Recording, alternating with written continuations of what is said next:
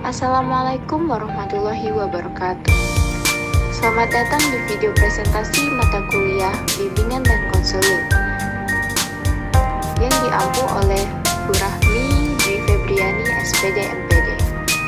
Pada kesempatan ini, kami dari kelompok 11 yang beranggotakan saya sendiri, yaitu Beta Ayla Gustira dengan NIM 2105234 dan rekan saya Mentari Azahra dengan NIM 210350883. Saat ini, kami akan membawakan presentasi yang berjudul Pelayanan Bimbingan dan Konseling Model Komprehensif.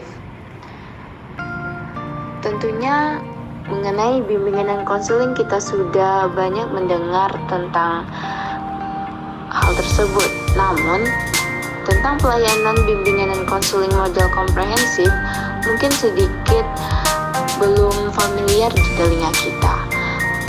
Nah, untuk mengetahui apa itu layanan model komprehensif,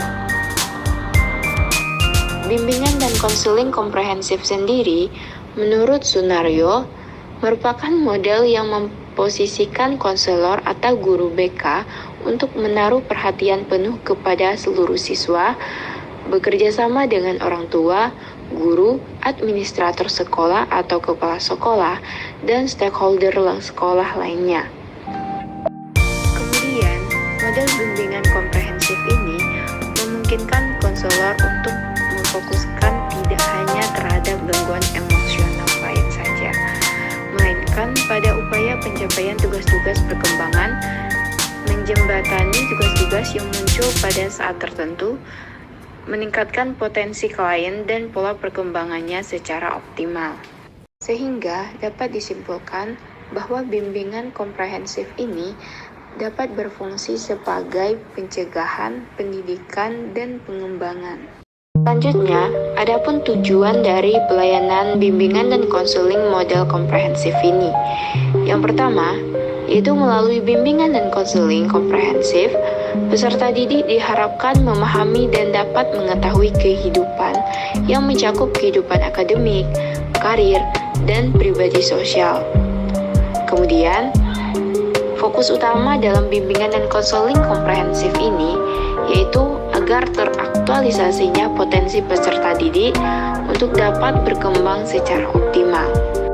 Baiklah, selanjutnya mengenai komponen program bimbingan dan konseling komprehensif akan disampaikan oleh rekan saya.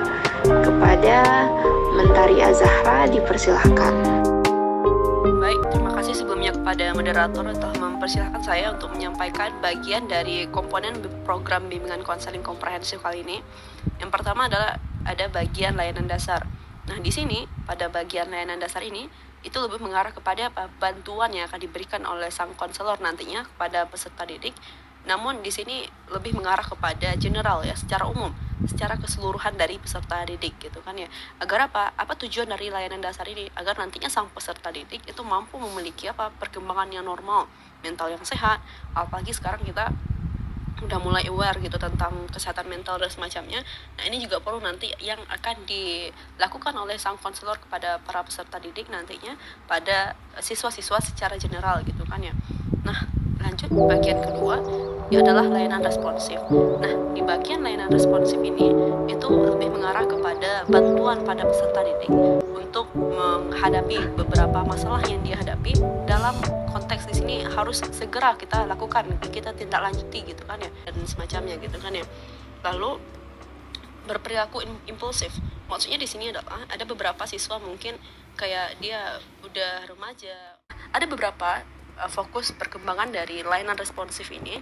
Yang pertama itu lebih mengarah kepada apakah nanti peserta didik itu mengalami atau dia merasa cemas akan masa depannya karena mungkin dia masih belum tahu, oh aku kelebihannya apa, aku kekurangannya di mana dan semacamnya, atau dia terkadang merasa sering merendah diri apalagi masuk ke fase dewasa awal tapi dia masih berperilaku impulsif, berperilaku kanak-kanakan gitu kan. Mungkin karena pengaruh emosinya yang belum stabil dan semacamnya. Lanjut, ada beberapa fokusnya juga yang selanjutnya adalah bolos sekolah ya. Kita ketahui ya, ada beberapa juga yang siswa-siswi ini yang masih sering bolos sekolah. Nah, ini juga disebabkan karena mungkin pengaruh dari lingkungannya, atau mungkin karena tujuannya dia dalam belajar itu masih belum tahu nanti untuk menambah keterampilan dari sang siswa ini. Ada yang pertama ada kayak manajemen, ada tata kerja, infrastruktur sekolah misalkan, adanya teknologi informasi dan komunikasi dalam suatu lingkup sekolah tersebut. Agar apa? Agar ini bisa membantu atau memberikan bantuan pada peserta didik dalam rangka memfasilitasi nanti kelancaran perkembangan peserta didik tersebut.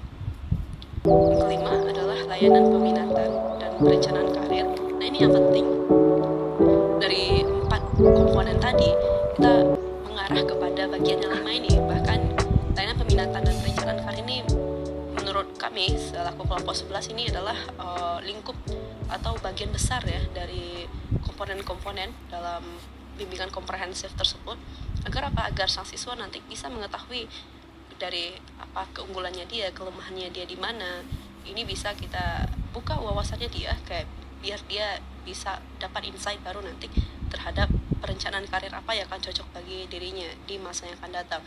Dan kita harus memang ini harus berkaitan gitu kan ya dengan kemajuan teknologi informasi yang ada saat ini, dengan kemajuan kita mau masuk ke fase 5.0 dan kemajuan teknologi begitu pesat. Nah, di sini peran guru dalam membantu siswa untuk merumuskan kayak nanti dia mau kuliah di mana, maksudnya kelebihannya apa gitu kan ya, agar bisa membantu dalam aspek-aspek pribadinya, sosial, lingkungan dan semacamnya.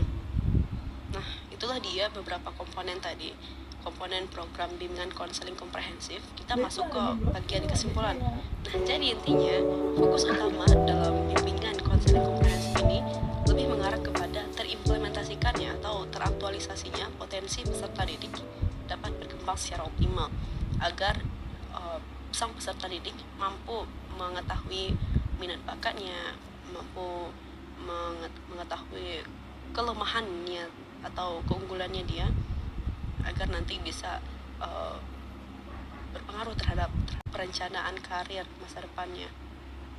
Sekian video presentasi dari kelompok 11. Mohon maaf bila terdapat kesalahan kata maupun pengucapan. Kemudian akhir kata, Assalamualaikum warahmatullahi wabarakatuh.